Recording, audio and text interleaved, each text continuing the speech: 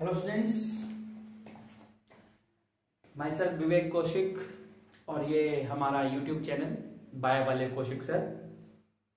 तो बच्चों, हमारे इस लेक्चर के अंदर, इस वीडियो के अंदर हम आपके लिए लेकर के आए हैं हमारे मेल रिप्रोडक्टिव सिस्टम का नेक्स्ट पार्ट और ह्यूमन रिप्रोडक्शन चैप्टर का नेक्स्ट पार्ट, जिसका नाम है स्ट्रक्चर ऑफ स्पर्मेटोजोआ या स्ट्रक्चर ऑफ स्पर्म। क्लियर? तो यानी कि बच्चों, इस लेक्चर के अंदर हम डिस्कस करेंगे structure of sperm.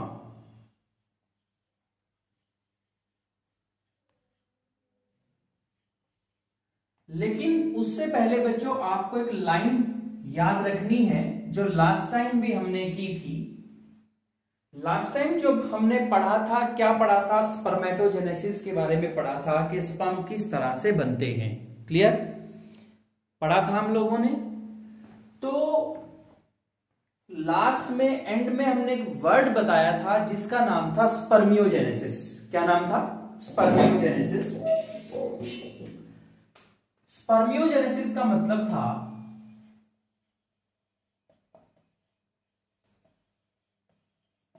the conversion of spermatid into spermatozoa. The conversion of spermatid into spermatozoa is called as spermiogenesis. Clear? पढ़ा था हमने। तो उस बात पर हम फोकस करते हैं। क्या फोकस करते हैं? ये स्ट्रक्चर था हमारा, this is the spermatid round structure. Clear? Basically attach होती है, वो अलग कॉन्सेप्ट है, ठीक है ना। स्पर्मिएशन जो है उससे ये अलग अलग होकर के आ जाती हैं, लेकिन अगर बेसिकली हम देखें तो राउंड स्ट्रक्चर होता है। अब इसको मैं लिख रहा हूं क्या? स्पर्मेटिड। ओके, ये कौन है? हमारी स्पर्मेटिड है। अब इससे फॉर्मेशन होगी किसकी? स्पर्म की। लेकिन बच्चों, स्पर्म का स्ट्रक्चर तो कुछ ऐसा होता है ना। ये कौन से पार्ट हैं ये हम बाद में डिस्कस करेंगे, लेकिन स्पर्म का स्ट्रक्चर तो बच्चों कुछ ऐसा होता है। क्लियर? स्पर्मेटोजोआ तो ये होता है ना।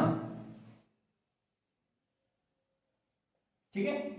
तो बच्चों देखो, आप यहां से कितना सारा चेंज आया होगा जिससे कि ये स्ट्रक्चर इसमें कन्वर्ट हो गया। हमारे टॉपिक के अकॉर्डिंग मेरा जो आज का एक्सप्लेन करने का टॉपिक है वो ये स्पर्म का स्ट्रक्चर एक्सप्लेन करना है। लेकिन बच्चों, ये एक्सप्लेन करने से पहले आज मैं आपको बताऊंगा कि किस तरह एक राउंड शेप की सेल, एक राउंड शेप की स्पर्मेटिड सेल कन्वर्ट हो जाती है हमारे किसमें? स्पर्म के स्ट्रक्चर के अंदर। आज सबसे पहले हम वही पढ़ेंगे, यानी कि स्पर्मियोजेनेसिस के अंदर क्या क्या चेंज हुए सर, जिससे कि एक स्पर्मेटिड कन्वर्ट हो गई किसके अंदर? स्पर्म के अंदर। तो सबसे पहले हम वही पढ़ेंगे। जब कन्वर्जन होगी तभी तो स्ट्रक्चर बनेगा, इसीलिए सबसे पहले हम चेंजेस पढ़ेंगे। तो ये बात तो बिल्कुल क्लियर हो गई हमारी कि एक राउंड शेप की स्पर्मेटिड बच्चों कन्वर्ट हो जाएगी किसमें? स्पर्म के अंदर। तो जो चेंजेस यहां आए, सबसे पहले आज हम उन चेंजेस को ही क्या करेंगे? कंसीडर करेंगे। ओके, चलिए। तो अब मैं बात करूंगा चेंजेस अकर बिटवीन और at the time of proceeding spermiogenesis. जिस टाइम पर स्पर्मियोजेनेसिस चल रही है, हो रही है, तो क्या क्या चेंजेस आए जिससे कि हमारी स्पर्मेटिड सेल कन्वर्ट हो गई किसके अंदर? स्पर्म के अंदर। तो बच्चों, बहुत सारे चेंजेस आए, लेकिन हमने उनको कैटेगराइज कर दिया, कैटेगरी में डिवाइड कर दिया। किस तरह से? सबसे पहले जो चेंज है, सबसे पहला जो चेंज है, दैट इज न्यूक्लियर चेंजेस। वो चेंजेस जो न्यूक्लियस के अंदर है, ठीक है ना।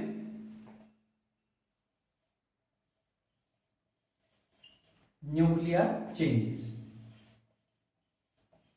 बच्चों, आपने ध्यान से समझना है यहां पर, क्योंकि जो चेंजेस यहां पर आएंगे वही हमारा स्ट्रक्चर बनता चला जाएगा। ठीक है ना? क्लियर? चलिए, तो अगर बच्चों मैं न्यूक्लियर चेंजेस की बात करूं तो न्यूक्लियर चेंजेस के अंदर सबसे पहला जो मेरा चेंज है जो स्पर्माटिड के अंदर आता है वो क्या आता है कि जो हमारा डीएनए है वो बहुत टाइटली पैक हो जाता है।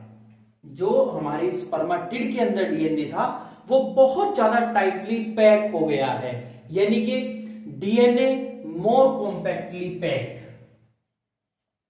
डीएनए मोर कॉम्पैक्टली पैक्ड। क्लियर बच्चों? जो डीएनए है स्पर्माटिड का वो बहुत ज्यादा टाइटली कॉम्पैक्टली पैक हो जाता है। दूसरा जो न्यूक्लियस के अंदर चेंज आता है that is the RNA and nuclear shape disappear. ठीक है ना? आरएनए एंड न्यूक्लियर सेप माने जो वहां पर मिक्स फ्लूइड पड़ा हुआ है, सेप डिसअपीयर मतलब कि खत्म हो जाता है। क्लियर? डिसअपीयर। ठीक है। थर्ड जो हमारा चेंज है वो है, आपने हिस्टोन प्रोटीन्स के बारे में पढ़ा होगा। ठीक है ना? हिस्टोन प्रोटीन कौन होते हैं? पॉजिटिव चार्ज प्रोटीन होते हैं, बेसिक प्रोटीन होते हैं जो नेगेटिव चार्ज डीएनए के साथ बाइंड करके उसकी पैकेजिंग करवाते हैं हर सेल के अंदर। तो बच्चों यहां पर इस कंडीशन में हमारे जो हिस्टोन प्रोटीन्स हैं वो रिप्लेस कर दिए जाते हैं किससे? प्रोटामाइन से, यानी कि हिस्टोन्स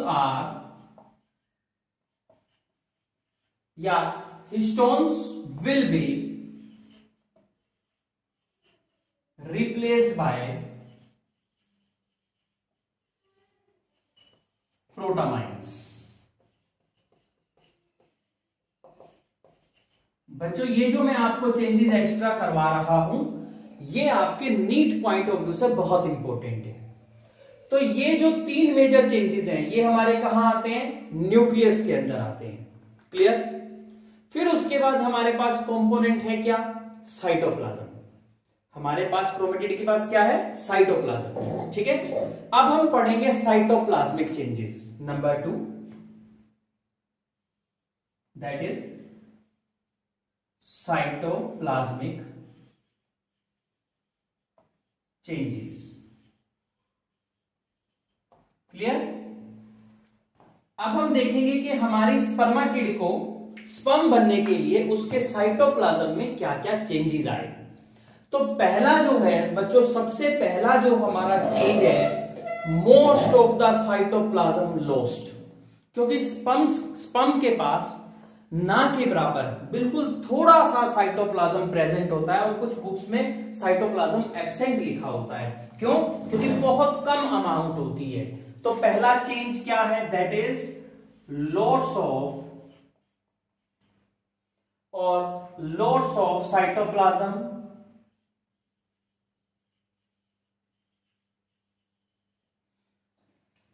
लॉस्ट। क्लियर?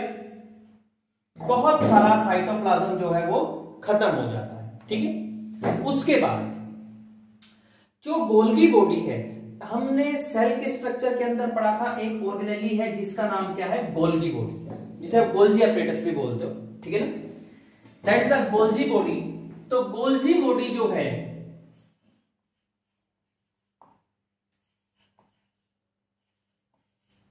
ये कन्वर्ट हो जाती है बच्चों किसमें?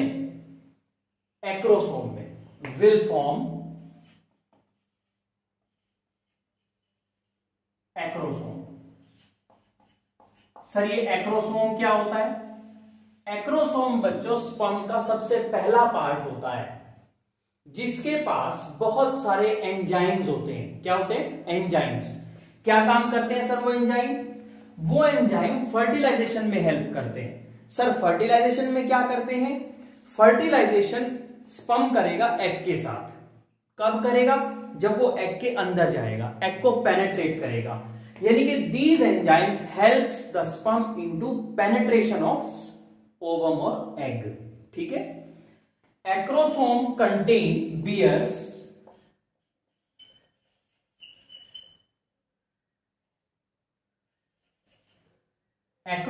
बियर्स एंजाइम्स, और एंजाइम की टाइप कौन सी होती है? हाइड्रोलिटिक, ठीक है ना। Acrosome bears enzymes that helps in fertilization, किस तरह से? मैं लिख रहा हूं बाय पेनेट्रेटिंग द ओवम। क्या करते हैं? पेनेट्रेशन में हेल्प करते हैं, bye penetration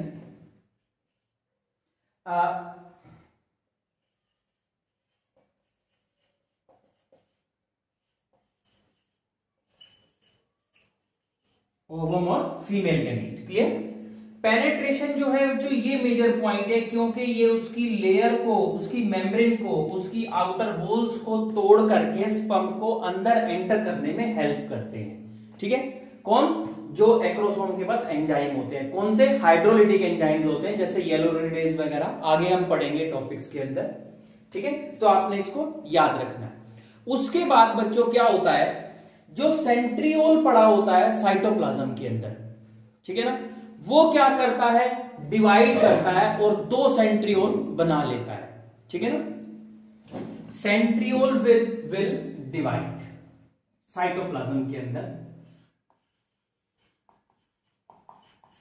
centriole will divide होकर के क्या करेगा? अपने नंबर को बढ़ा लेगा। और कितना कर लेगा? दो सेंट्रियोल बन जाएंगे, एक सेंट्रियोल से दो सेंट्रियोल बन जाएंगे। क्लियर? तो मैं एरो लगा के लिख रहा हूं 2 सेंट्रियोल। 2 सेंट्रियोल बन गए बच्चों। अब 2 सेंट्रियोल बने तो 2 सेंट्रियोल का नाम पड़ता है, एक सेंट्रियोल का नाम पड़ता है प्रोक्सिमल सेंट्रियोल और एक का नाम पड़ता है डिस्टल सेंट्रियोल। ठीक है? प्रोक्सिमल माने पास वाला और डिस्टल का मतलब होता है बच्चों दूर वाला। किससे? न्यूक्लियस से। ठीक है? जब हम स्पर्म का स्ट्रक्चर पढ़ते हैं तो इनको एंटीरियर और पोस्टीरियर के नाम से भी जाना जाता है। एंटीरियर कौन सा हुआ? प्रोक्सिमल। पोस्टीरियर कौन सा हुआ? डिस्टल। ठीक है? चलिए, तो मेरे पास क्या आ गए? 2 सेंट्रियोल आ गए। कौन कौन से? एक प्रोक्सिमल और दूसरा डिस्टल। ठीक है ना। चलिए, प्रोक्सिमल एंड डिस्टल। ठीक है बच्चों। अब आप प्रोक्सिमल सेंट्रियोल का फंक्शन लिखेंगे कि प्रोक्सिमल सेंट्रियोल क्या करता है? जाइगोट जब बन जाएगा तो उसकी पहली क्लीवेज जो होगी, पहली माइटोटिक डिवीजन जो होगी, उसमें हेल्प करता है। क्यों? क्योंकि एग जो होता है उसके पास खुद का सेंट्रियोल नहीं होता। ठीक है ना। तो आप इसका फंक्शन लिखेंगे helps in the cleavage, helps in the first cleavage of zygote. Helps in the first cleavage of zygote. कौन? प्रोक्सिमल। और डिस्टल क्या करता है बच्चों? डिस्टल से एक थ्रेड लाइक स्ट्रक्चर निकलता है जिसे हम एक्सेल फिलामेंट बोलते हैं, जो मिडल पीस और टेल के अंदर से होता हुआ एंड तक जाता है और एंड पीस तक वो बनाता है। यानी कि अगर टेल है, उस टेल के बीच में से एक थ्रेड गया होता है, तो वो क्या है? That is the distal centriole का फंक्शन है। ठीक है? तो यहां क्या लिखेंगे? It helps in the formation of axial filament that is present between middle piece and tail. Clear? तो ये इन दोनों का फंक्शन हुआ। ठीक है बच्चों? क्लियर हो गया? चलिए, उसके बाद नेक्स्ट फंक्शन नेक्स्ट जो साइटोप्लाज्मिक चेंज है वो क्या है? 3 हो गए हमारे, 1 2 3। साइटोप्लाज्म लॉस्ट हो गया, गोल्गी बॉडी एक्रोसोम में कन्वर्ट हो गई और सेंट्रियोल डिवाइड हुआ और 2 बन गए। ठीक है ना। अब जो माइटोकॉन्ड्रिया है वो अपने आप को अरेंज कर लेते हैं। किस तरह से? अपने आप को स्पाइरल मैनर में अरेंज कर लेते हैं। क्या कर लेते हैं? अपने आप को स्पाइरल मैनर में अरेंज कर लेते हैं। और वो फिर क्या करेंगे? माइटोकॉन्ड्रिया काम होता है एनर्जी प्रोवाइड करना। वो एनर्जी प्रोवाइड करते हैं स्पर्म को, किसके लिए? लोकोमोशन के लिए। इसीलिए बच्चों मैं नेक्स्ट फंक्शन लिखूंगा mitochondria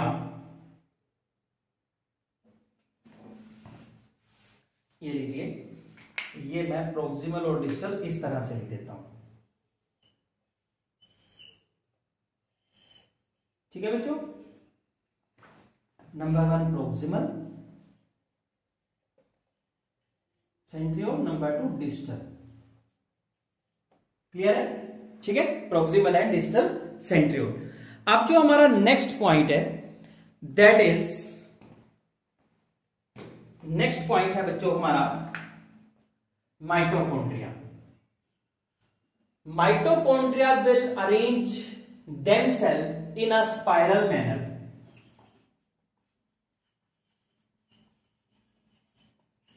Mitochondria will arrange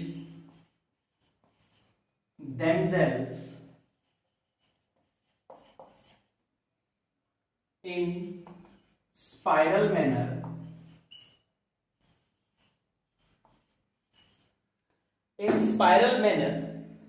and provide energy for locomotion. और बाद में क्या करेंगे? and provide energy for locomotion. Clear? और लोकोमोशन के लिए एनर्जी प्रोवाइड करेंगे। क्लियर? ठीक है, तो बच्चों ये 4 चेंजेस हमने यहां मेंशन किए। लास्ट, 5वां और लास्ट जो हमारा कॉन्सेप्ट है या चेंज है, साइटोप्लाज्मिक चेंज, वो मैं यहां पर कंसीडर कर रहा हूं, यहां पर, क्योंकि एक ही हमारा लास्ट बच गया है, लास्ट ही रह गया है। वो लास्ट साइटोप्लाज्मिक चेंज क्या है? That is a tail formation. क्या बन जाएगी? क्योंकि टेल जो है, टेल की फॉर्मेशन जो है वो भी साइटोप्लाज्मिक कंटेंट के द्वारा ही की जाती है। क्लियर? तो बच्चों 3 चेंजेस तो हमारे न्यूक्लियर लेवल पर आते हैं और 5 चेंजेस हमारे कहां पर आए? हमारे साइटोप्लाज्मिक लेवल पर आए, यानी कि साइटोप्लाज्म के अंदर ये चेंज हुए। क्लियर? यहां तक समझ आया आपको? तो ये सब चेंज होने के बाद हमारे पास एक प्रॉपर स्पर्म का स्ट्रक्चर की फॉर्मेशन होती है बच्चों, क्योंकि उससे पहले तो सेल जो थी वो क्या थी? सर्कुलर इन शेप थी। स्पर्माटिड की शेप स्पर्म के जैसी नहीं होती। ये जब चेंजेस आ जाएंगे तब क्या होगा? तब स्पर्म की शेप आ जाती है। क्लियर? चलिए, तो अब हम पढ़ेंगे स्ट्रक्चर ऑफ स्पर्मेटोजोआ। ये जो चेंजेस बच्चों हमने पढ़े हैं, ये नीट पॉइंट ऑफ व्यू से मैं फिर से बता रहा हूं, बहुत इंपॉर्टेंस रखते हैं। ठीक है, चलिए अब हम बात करेंगे प्रॉपरली स्ट्रक्चर ऑफ स्पर्मेटोजोआ, कैसा स्ट्रक्चर अब बन गया है। ठीक है, सबसे पहले हम स्ट्रक्चर बनाएंगे, फिर उसके पार्ट्स को एक्सप्लेन करेंगे। ठीक है, चलिए